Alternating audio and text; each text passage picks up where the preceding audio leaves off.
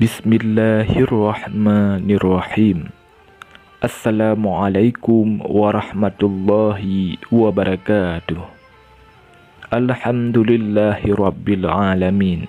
Wassalatu wassalamu ala ashrafil anbiya'i wal mursalin wa ala alihi wa ashabihi ajma'in.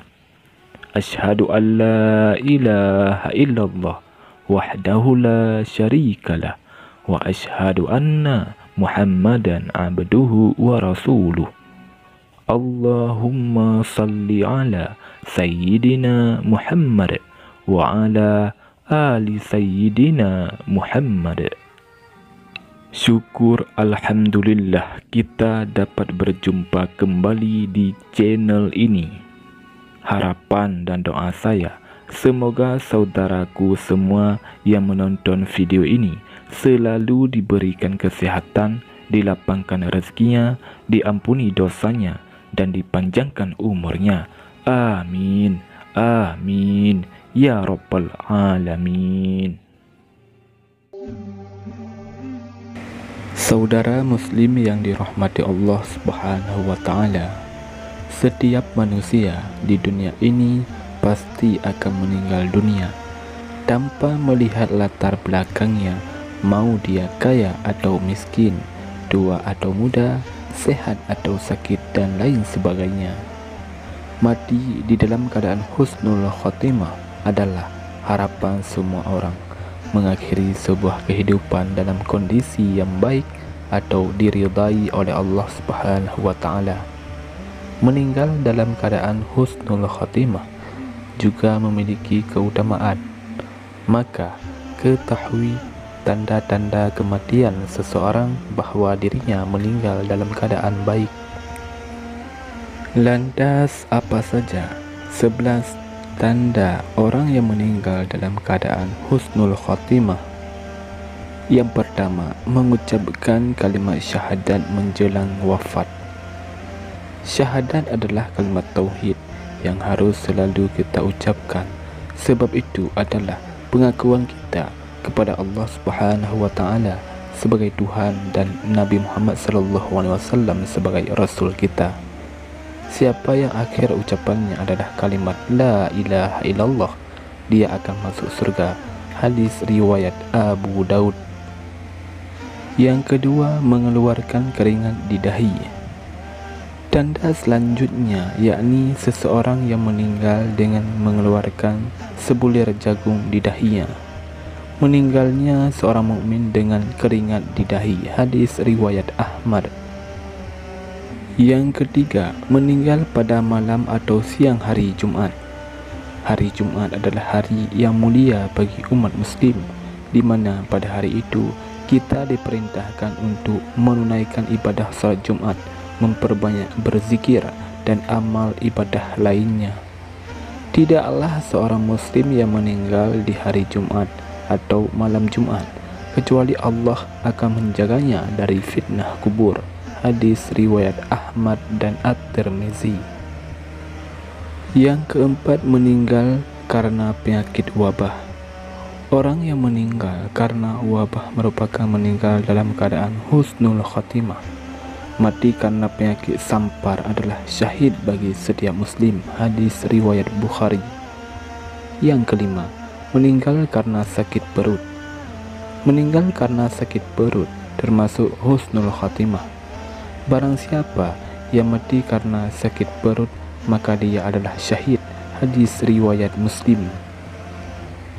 Yang keenam, meninggal karena tenggelam dan tertimpa reruntuhan.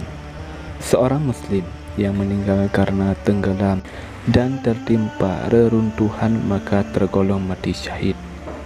Orang yang mati syahid itu ada 5, yaitu orang-orang yang mati karena penyakit taun, orang yang mati karena penyakit perut, orang yang mati tenggelam, orang yang mati karena tertimpa reruntuhan, dan orang yang mati syahid di jalan Allah. Hadis riwayat Bukhari dan Muslim. Yang ketujuh, syahid di medan perang. Seorang muslim yang meninggal karena perang, maka ia tergolong mati syahid. Bahkan kita harus menguburkannya lengkap dengan pakaian perangnya. Allah Subhanahu wa Ta'ala berfirman, "Janganlah kamu mengira bahwa orang-orang yang gugur di jalan Allah itu mati, bahkan mereka hidup di sisi Rabb mereka dengan mendapatkan rezeki." Quran Surat Ali Imran ayat 169. Yang kedelapan, wanita yang meninggal saat nifas atau saat melahirkan anak. Wanita yang meninggal pada saat persalinan atau pada saat masa nifas digolongkan sebagai mati syahid dan dijanjikan surga oleh Allah Subhanahu wa Ta'ala. Dan wanita yang dibunuh anaknya atau karena melahirkan masuk golongan syahid, dan anak itu akan menariknya dengan tali pusarnya ke surga. Hadis riwayat Ahmad. Yang kesembilan, meninggal karena mempertahankan hartanya. Dikarenakan harta dijadikan manusia sebagai perantara untuk memperoleh manfaat dan mencapai kesejahteraan serta tujuan dari beribadah. Oleh sebab itu, Islam melarang perihal hak milik, misalnya pencurian, pencopetan, dan lain sebagainya. Barang siapa yang terbunuh karena mempertahankan hartanya, maka dia syahid. Barang siapa yang terbunuh karena mempertahankan agamanya, maka dia syahid. Barang siapa yang terbunuh karena mempertahankan nyawanya, maka dia syahid.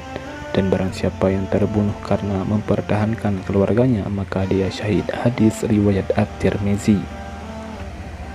Yang ke-10, meninggal dalam keadaan mengejar kebaikan atau amal soleh. Amal soleh yang kita lakukan rutin setiap hari akan membawa kita meninggal dalam keadaan husnul khotimah. Misalnya saat kita bersedekah, berpuasa, dan amal soleh lainnya. Yang ke-11, meninggal saat menjaga perbatasan dengan negara kafir. Berjaga-jaga di jalan Allah Subhanahu wa Ta'ala sehari dan semalam lebih baik daripada puasa sebulan dan salat sebulan. Bila ia meninggal, amalnya yang biasa ia lakukan ketika masih hidup terus dianggap berlangsung, akan diberikan rezekinya serta aman dari fitnah. Hadis riwayat Muslim. Saudara muslim yang dirahmati Allah Subhanahu wa Ta'ala, demikianlah 11 tanda kematian seseorang dalam keadaan husnul khotimah. Oleh karenanya, marilah sama-sama kita senantiasa untuk beriman dan bertakwa kepada Allah Subhanahu wa Ta'ala. Semoga Allah Subhanahu wa Ta'ala memudahkan kita saat sakratul maut dan meninggal dalam keadaan husnul khotimah. Amin ya rabbal alamin. Wallahu a'lam bissawab. Assalamualaikum warahmatullahi wabarakatuh.